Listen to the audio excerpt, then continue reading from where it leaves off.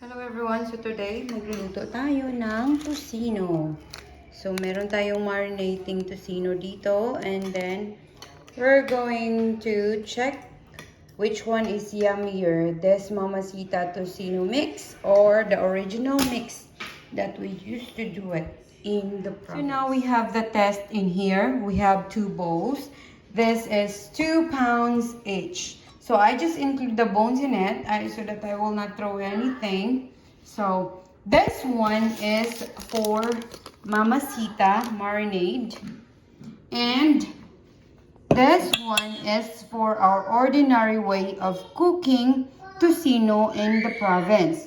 So we have here sugar cane, okay, or cane sugar, which is brown. We have salt. We have ANNATO seeds.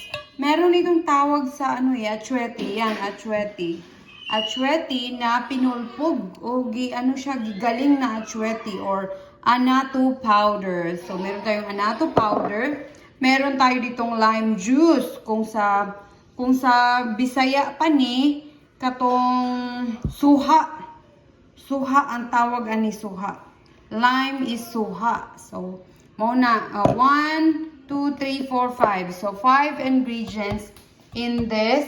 And let's see later about the boys which one they love to eat. Is it with Mamasita or the ordinary way of cooking tocino in the province? Go. Okay. So now the first one that we're going to put is 1 tablespoon of lime or suha. Then we have here, we will just put 1/2 tablespoon of salt. And we have here ANNATO seeds. We will just put, powder. We will put 3/4, or you can even put more than this if you want. We'll put more in it so that it will help our meat stick together and the color is good. And then we have to add our sugar. So we have to put sugar in it. I will just use the ordinary spoon. Let's use the ordinary spoon. I will put 2 full spoon of sugar cane there. Then after that we have to mix it.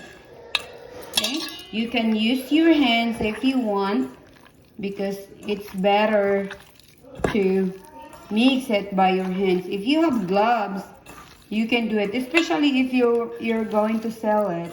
You better use gloves, okay? That's the best that you can do. You need to use gloves.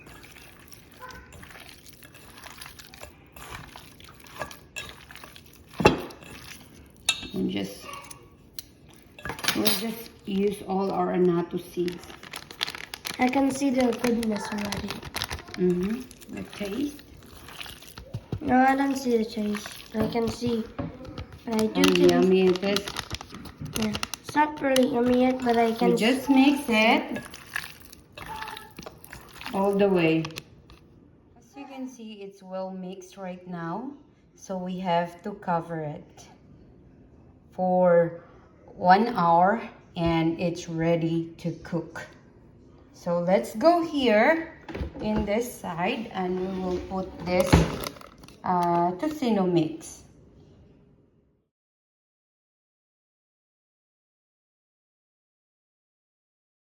So we have this mix from Mamasita and let's see how it works. This is 2 pounds, but it's stated here it should be 1.1 pounds, but this one is 2 pounds. So let's just see how it tastes. So what is inside in that Mamasita is the same: cane sugar, citric acid, ANNATO seeds, salt, So that's all that is inside there. So it's the same. So let's see the difference between these two ways of cooking tocino. So as you can see, it's not that red than the other one. So let's see which one tastes good. So now we can really see the difference between the Mamasita mix and Tocino Mamasita mix, and the difference between the original way of cooking Tocino. This is the original way and this is Mamasita. So we have to marinate it for 1 hour. Or you know what? The best for this, you will marinate it and put it in the freezer for 1 month. And that's the best tocino you have. So I'd rather cook it now because my kids really love to eat this. So I will cook it after 1 hour. So see you later and let's see their reaction, how yummy it is. Bye!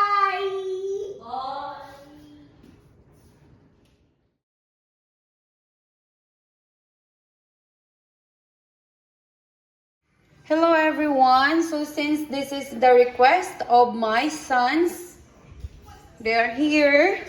Hey, that's the request from them that I'm going to cook tocino. So we have two kinds of tocino here. The recipe, this is from Mamasita and this is from the original tocino recipe that I got it from my grandmother when we are in the province before. Okay, so now let's cook this here, the original or from my grandmother recipe, in a pan, and the Mamasita we will cook it in a wok, okay, or in a pot, okay. So now let's put all this. We need to put some oil in our pan. A little oil just to cover the pan so that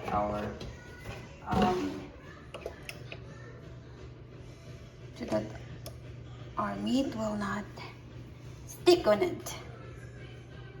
So we have to do this. We have to make sure that it's equal there.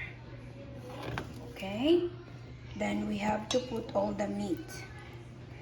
Okay, it's been 2 hours. It's supposedly just 1 hour that we will wait, but I made it 2 hours so that it's more yummy. Okay, I just cut it this way because it's really hard if I cut it very thin. You can even cut it very thin, but me, I don't cut it because when I start to cut it hurt me, so I have to cut it just like that. But anyway, the most important there is the taste. Okay, we have to arrange all of this here, and we have to put all this in a wok, and we need to put water in it. Okay, we have two ways of cooking our tocino. So the Mamasita recipe is in a wok or in a. So make sure that the water is even. Okay, it's just even with the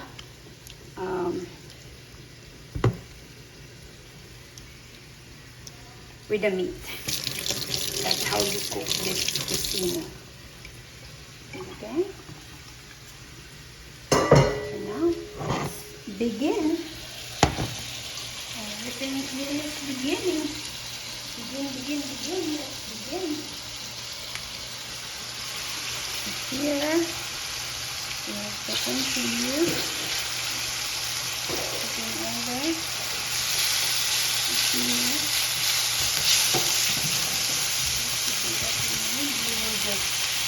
Low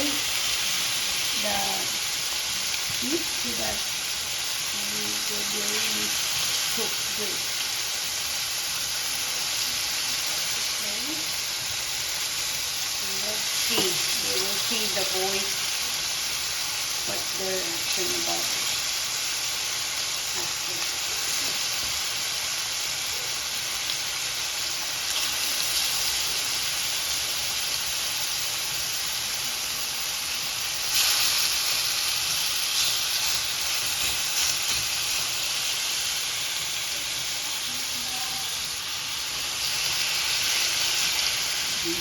Let's see how it works. Pan fry, that is the fastest way, or we need to boil it. Let's see which one. As you can see, our Tocino that is made of Mamasita recipe look like this. So we have to wait until the water or until it dries up before we can start to eat this. Okay, let's see what's going on with this. And now let's see the original Tocino on how my grandmother teach me on Tocino recipe. This is it. This is how it look like. This is made of sugar cane, made of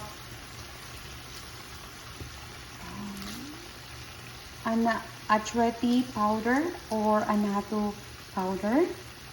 And what else did we add in there after that?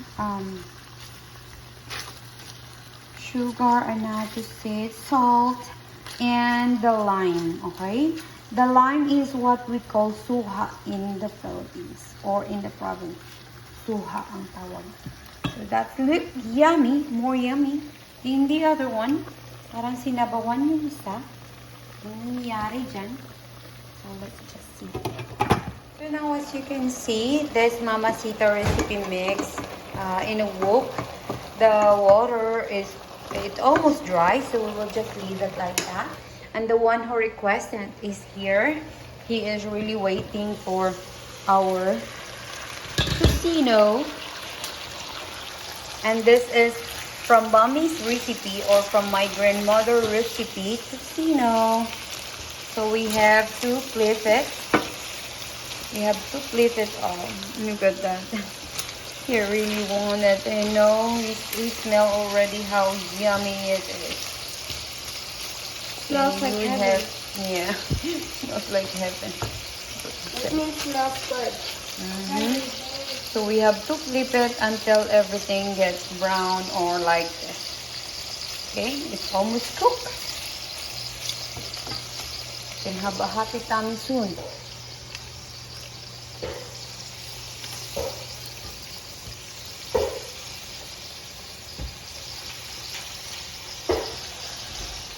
So we have more in here.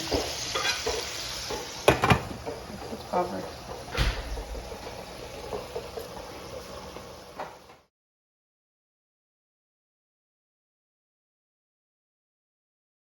As you can see, it's dry right now. So we will wait until it gets brown and it's already cooked. And like here, it's already brown, but there are some that are not yet brown. So we have to make sure everything is cooked.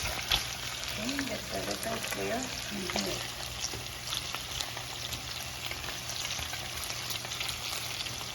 Yummy.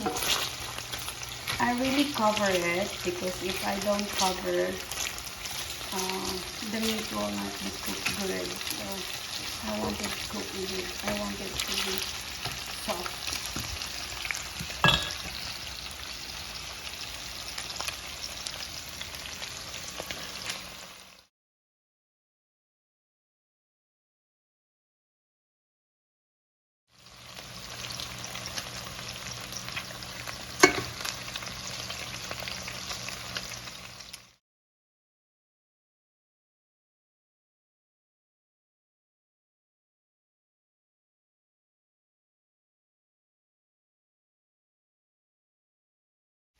So as you can see, this is cooked already here. And it's time to taste. Time to taste, time to taste.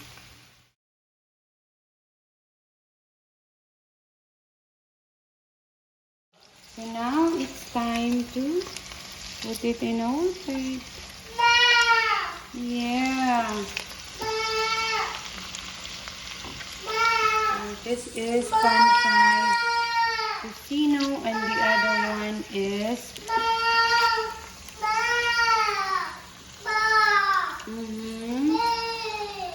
Okay. That looks good. Oh, wait lang ba? See, that looks good. Let's see which one is your bet. Is it the original way of cooking tocino or the other one?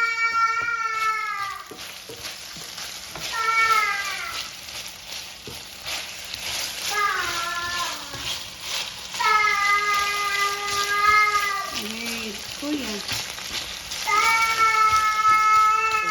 So now this is the other way of cooking the tocino. Cook it in a wok or in a pan with water until it gets dry. This is how it looks like. Our tocino. This is made from Mamasita recipe. Okay.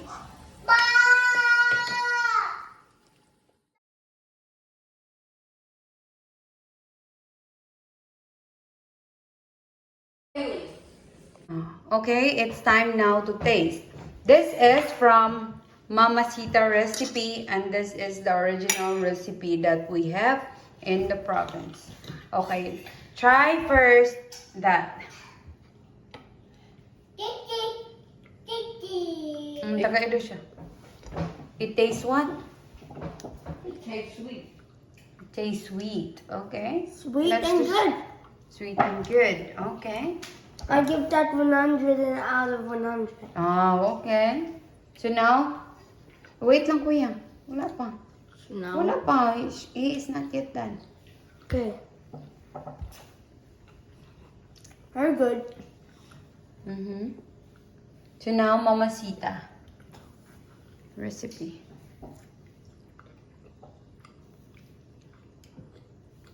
It tastes really good. So which one you like? Both. Both? like this Oh, one okay. Which one you like? This one better. Oh, But Daddy okay. would rather choose this because it's not sweet. But that one is sweet. Okay. So, you love both Israel. So, He really love it there because he love. Okay. He love to pick it up there. that one and this one. Okay. So, that's Tocino. Filipino Tocino.